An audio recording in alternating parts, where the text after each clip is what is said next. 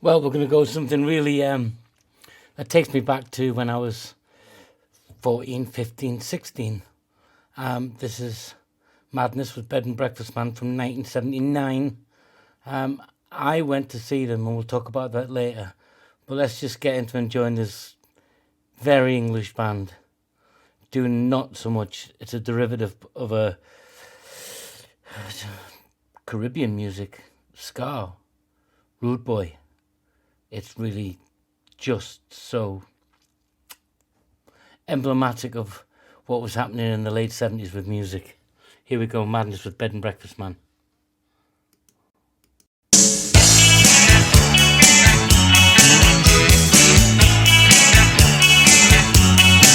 Well, there's a man I know, at least I used to years ago. I didn't really mind, he used to come round all the time.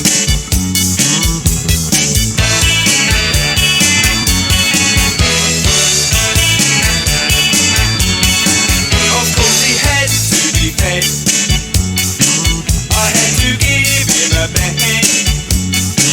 He used to keep on my sofa, they used to call him a loafer.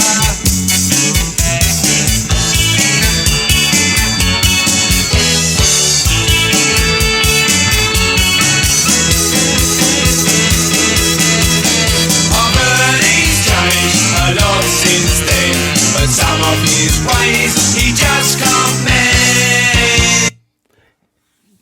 Madness were a bit of a, and have always been a bit of an anomaly to me.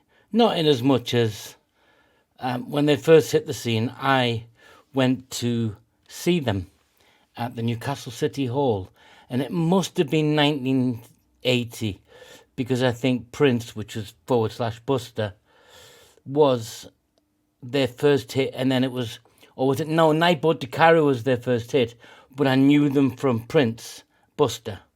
And then they exploded on the scene with their first album. But you got a bunch of guys here from, I think it was South London, who were also musicians and quite talented. Listen, the sax players, rhythm, bass, drums, all musicians, none of it studio. Yeah, and the lyrics are also deceivingly good.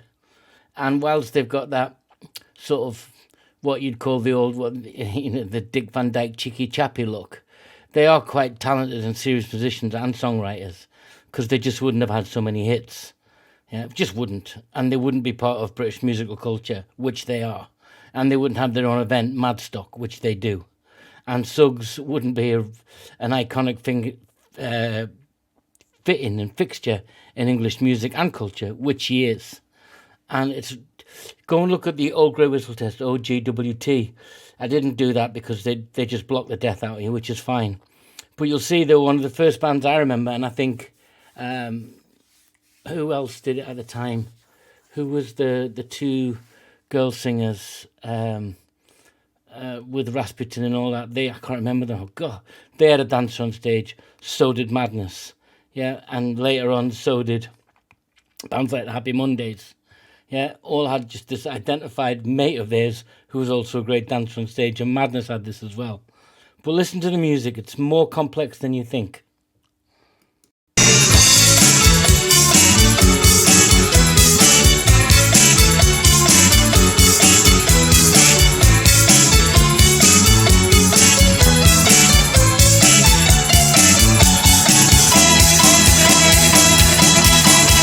Told the other day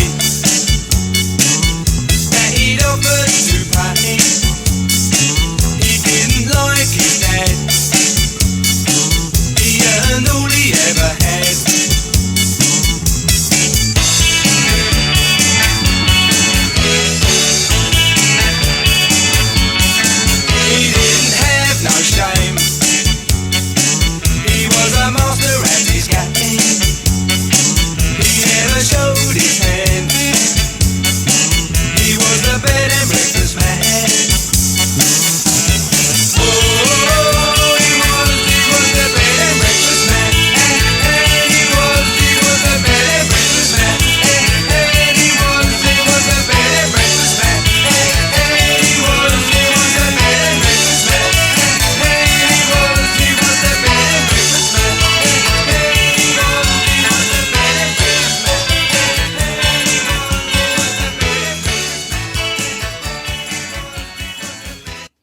Did you spot the key change in the outro there?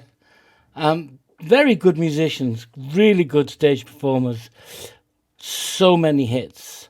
I think they only had one number one with the Labrysifri cover. But we'll get to them. This is not the first time I'm going to visit them. Because in that late 79, as if you've been with the channel a while, you'll hear me talk about that in that period when they had sort of my generation, the 15-year-olds of that era were discovering like Yes and Rush, and we thought we were discovering them, we weren't, obviously. Yes, Rush, Genesis, all those bands, the prog rock bands, the punk had been through, was post-punk, so the Police, the Ramones and Blondie were all hitting the scene. Yes, I was into Blondie, yes, I was into Police in different ways, but this was a musical identity.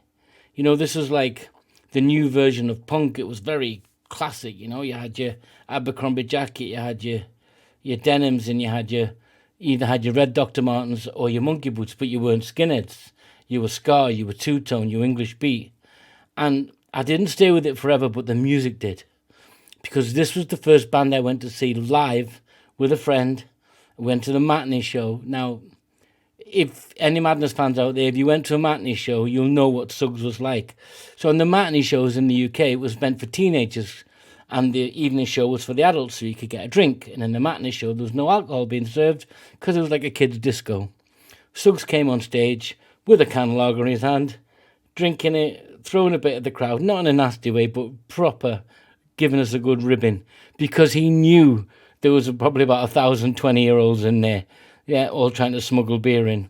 And it was great. It was live. It was the first time I felt that rhythm.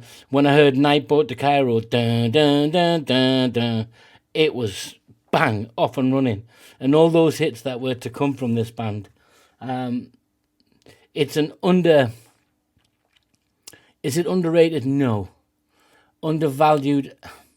Maybe, in terms of cultural change, but maybe my lenses are not so cool looking backwards when it comes to this music and how much impact it had on culture and music with bands like The Specials, and there's loads of different bands. I'm going to come back to this, guys, and some others. I hope you join in. I hope you stay with us. My journey can't just be rock and blues, because it's also about what other music informed me to learn about more. And this is definitely one of those bands. Join me, guys. Take care. Till next time.